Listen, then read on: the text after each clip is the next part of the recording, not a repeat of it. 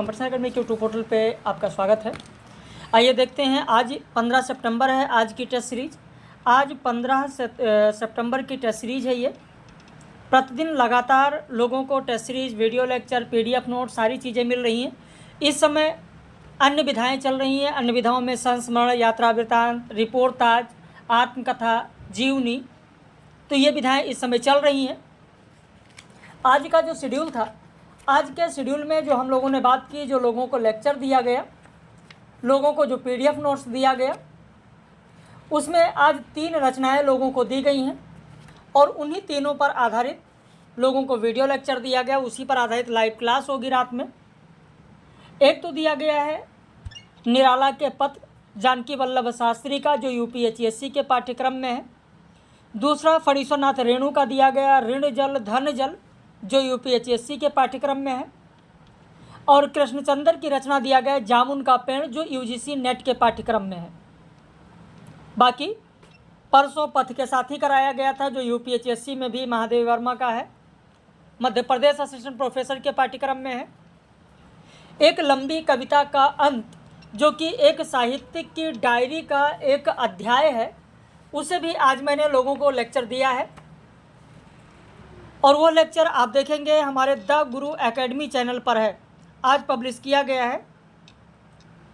The Guru academy, YouTube पर जाएं, the Guru academy search कर लें, वहाँ पर यही लोगो मिल जाएगा जो आपको कंप्यूटर एकेडमी चैनल पर लोगो मिलता है। ठीक वही लोगो वहाँ भी मिल जाएगा। तो चलिए शुरू करते हैं आज की यह टेस्ट सीरीज। निम्न में से सत्य कथन कौन सा है?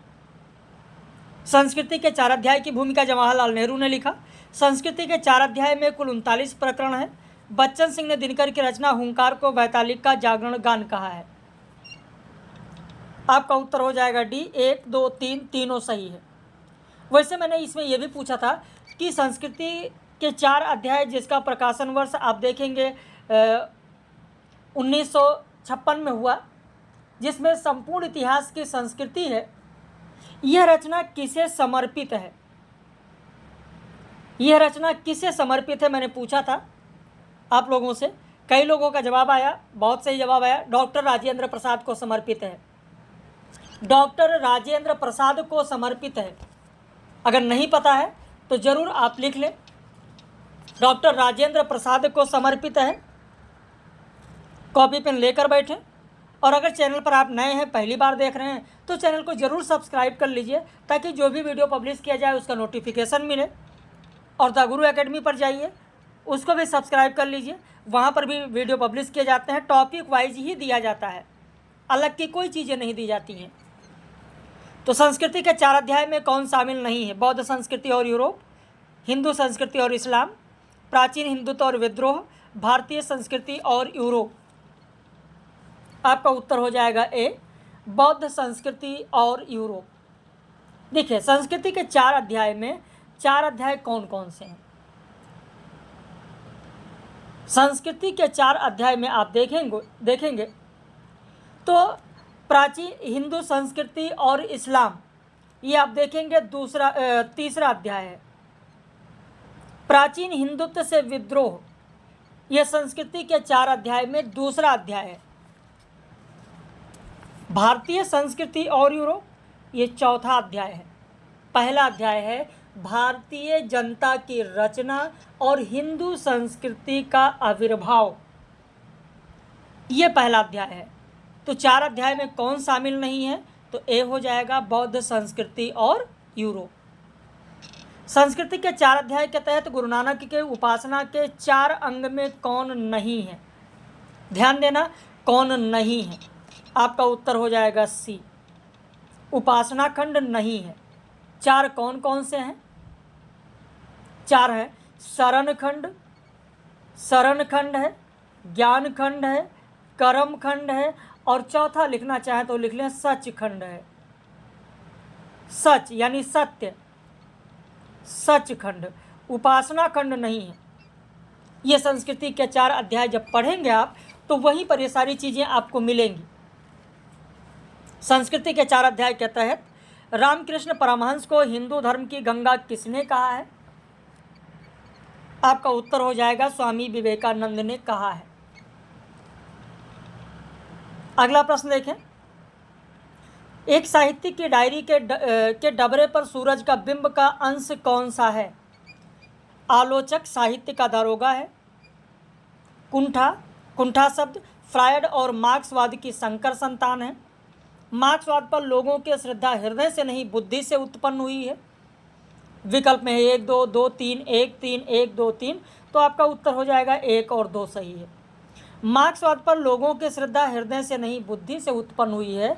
ये हाशिए पर कुछ नोट्स, एक साहित्यिक की डायरी में जो एक अध्याय है हाशिए पर कुछ नोट्स, उसका यह कथन है कि मार्क्सवाद पर लोगों के श्रद्धा हृदय से नहीं बुद्धि से उत्पन्न हुई है। और एक चीज़ ध्यान रखिएगा, जितनी भी चीज़ें यहाँ पर कराई जा रही हैं, ये सारी की सारी चीज़ें, सारे के सारे तथ्य मूल रचना से ही कराई जाती हैं हमारे यहाँ। और एक चीज़ और ध्यान रखिएगा, आप लोग जो भी नए लोग हैं अगर वो जुड़ना चाहते हैं तो 25 सितंबर, बहुत सारे लोगों का ये मानना होता है कि सर हम प्रारंभ से पढ़ेंगे, इकाई 1 से पढ़ेंगे।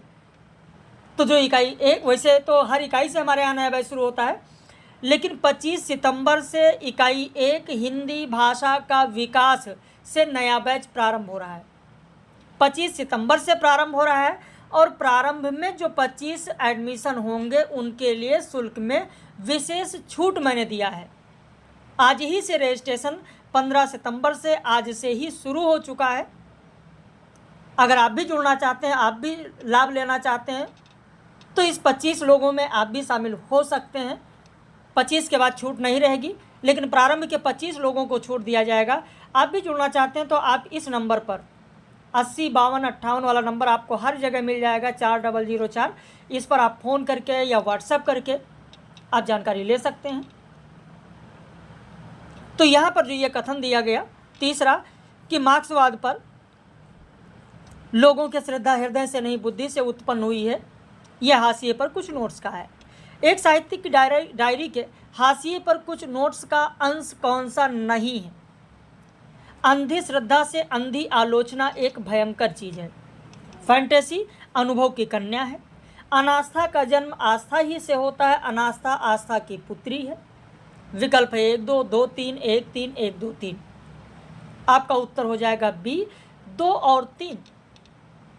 यानी दूसरा और तीसरा जो दिया गया ये एक साहित्यिक की डायरी के हाशिए पर कुछ नोट्स का अंश नहीं है। फिर है किसका? आपके मन में जरूर सवाल उठेगा कि आखिर एक साहित्यिक की डायरी के किस अध्याय में कहा गया कि फैंटेसी अनुभव की कन्या है? तो ये कहा गया तीसरा क्षण में। तीसरा क्षण जो पहला अध्याय है, तीसरा क्षण, उस पहले अध्याय में कहा गया। अनास्था का जन्म आस्था ही से होता है। अनास्था आस्था की पुत्री है, ये कहा गया एक लंबी कविता का अंत जो कि दूसरे अध्याय में है। सेकंड अध्याय है एक लंबी कविता का अंत, उसी में ये कहा गया है। द गुरु एकेडमी पर आप जाएंगे तो पूरा का पूरा वीडियो आपको मिल जाएगा एक लंबी कविता का अंत का। अगला प्रश्न देखें, सौंदर्य में रहस्य न हो तो वह एक खूबसूरत चौखटा है। उपर्युक्त कथन एक साहित्यिक की डायरी के किस अध्याय का है? आपका उत्तर हो जाएगा डी नए की जन्म कुंडली 1। नए की जन्म कुंडली 1 और 2 करके अध्याय दिया गया है। वैसे नए की जन्म कुंडली में आप देखेंगे कई चीज़ों पर वहाँ पर विचार किया गया। कहा गया पूरी जिंदगी भूल का एक नक्शा है, उसी में ही कहा गया है पूरी जिंदगी भूल का एक नक्शा है। तो ये चीज़ें कहेगी, तो कई चीज़ें उसमें हैं, मैंने पढ़ाया है पूरा का पूरा आप लोगों को। तो यहाँ पर सौंदर्य में रहस्य ना हो तो एक खूबसूरत चौखटा है जो ये कहा गया, वो नए की जन्म कुंडली 1 में कहा गया है। मुक्तिबोध ने एक साहित्यिक की डायरी के किस अध्याय में प्रेम कथा के माध्यम से वास्तविक जीवन और लेखक की वास्तविक मानसिकता का अवलोकन कर निष्कर्ष दिया है? आपका उत्तर हो जाएगा सी कुटियायन और काव्य सत्य। वैसे एक लंबी कविता का अंत में मैंने बताया है लेक्चर में, लेकिन जिन लोगों ने लेक्चर नहीं देखा है वो ज़रूर कमेंट करके बताएं कि एक लंबी कविता का अंत में मुक्तिबोध ने अपनी किस कविता के बारे में जिक्र किया है अंत में। एक लंबी कविता का अंत, एक लंबी कविता का अंत जो अध्याय है उसमें उन्होंने अपनी किस रचना के बारे में, किस कविता के बारे में वो कहते हैं कि मैंने एक काव्य लिखा है और उसमें निसंदेह उसमें कथा का केवल आभास है और नाटकीयता की केवल मरीचिका है। वह विशुद्ध आत्मगत काव्य है और उस काव्य के रंग सांवले हैं, बिल्कुल सांवले। भय, आतंक, अनिश्चय, जिज्ञासा, कुतूहल और समाधान, घबराहट और दुश्चिंता उसमें झलक उठती है। वह असल में एक एलिगरी है, एक रूपक है। तो किस कविता की ओर संकेत कर रहे हैं मुक्तिबोध, अपनी किस कविता की ओर संकेत कर रहे हैं एक लंबी कविता का अंत अध्याय में? कमेंट करके बताइएगा, देखते हैं कितने लोग सही उत्तर बताते हैं। मेरी तिब्बत यात्रा के दूसरे अध्याय में लगभग कितने दिनों की यात्रा का विवरण है? आपका उत्तर हो जाएगा डी, 19 दिन। मेरी तिब्बत यात्रा में लहासा में कितने दिन रहने की बात की गई है? आपका उत्तर हो जाएगा यहाँ पर डी, 2 माह 11 दिन। मेरी तिब्बत यात्रा के तीसरे अध्याय में किस वर्ष की यात्रा का विवरण दिया गया है? आपका उत्तर हो जाएगा ए, 1934। अगला प्रश्न है, निम्न में से किस अध्याय में राहुल सांकृत्यायन ने दीपंकर श्रीज्ञान को रावण से तथा उनके शिष्य पंडित सर्वा को विभीषण से तुलना की है? आपका उत्तर हो जाएगा ए, लहासा से उत्तर की ओर। वैसे मेरी तिब्बत यात्रा जो दी गई है, मेरी तिब्बत यात्रा में आप देखें अध्यायों का अगर क्रम देखें तो कुल मैंने आपको समझाया ही है कि 5 अध्याय हैं। भाई लहासा से उत्तर की ओर, चाड की ओर, शक्य की ओर, झेलम की ओर, नेपाल की ओर, और परिशिष्ट में अगर आप देखें तो परिशिष्ट में एक अध्याय है जिसका नाम है लहासा की ओर। वैसे ये जो रचना है, इस रचना में आप देखेंगे मेरी तिब्बत यात्रा में, तो ये पत्र और डायरी शैली में लिखी गई है। पत्र और डायरी शैली में लिखी गई है। राहुल सांकृत्यायन के तिब्बत से तीसरी बार लौटने के बाद यह रचना प्रकाशित की गई है। तो यहाँ पर लहासा से उत्तर की ओर जो अध्याय है उसमें राहुल सांकृत्यायन ने श्री दीपंकर श्री